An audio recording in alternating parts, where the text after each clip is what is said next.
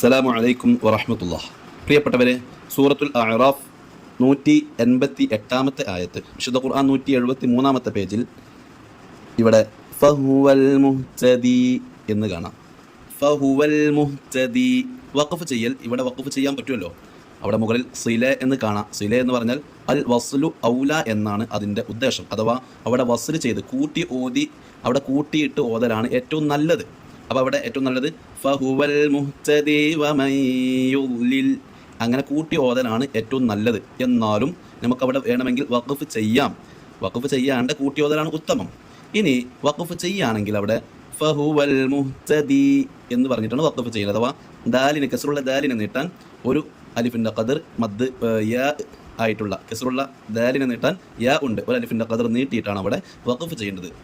അപ്പോൾ ഫഹുവൽ മുഹ്തദി, ഒരു അലിഫിൻ്റെ ഖദർ നീട്ടിയിട്ടാണ് അവിടെ വഖഫ് ചെയ്യുകയാണെങ്കിൽ വഖഫ് ചെയ്യേണ്ടത്.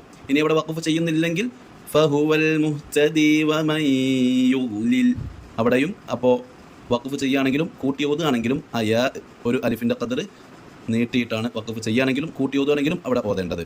വഖഫ് ചെയ്യൽ അൽ വസ്ൽ ഔല, കൂട്ടി ഓതലാണ് ഏറ്റവും നല്ലത്. എന്നാലും വേണമെങ്കിൽ വഖഫ് ചെയ്യുകയാണെങ്കിൽ യാ മദ്ദുള്ള യാ, മദ്ദിൻ്റെ യാ ആയിട്ടുള്ള കസ്റുള്ള ദാലിനെ നീട്ടാനുള്ള യാ ഉച്ചരിക്കൽ നിർബന്ധമാണ്. ഫഹുവൽ മുഹ്തദി, ഫഹുവൽ മുഹ്തദി വമൻ യുദ്ലിൽ, അങ്ങനെയാണ് ഓതുക.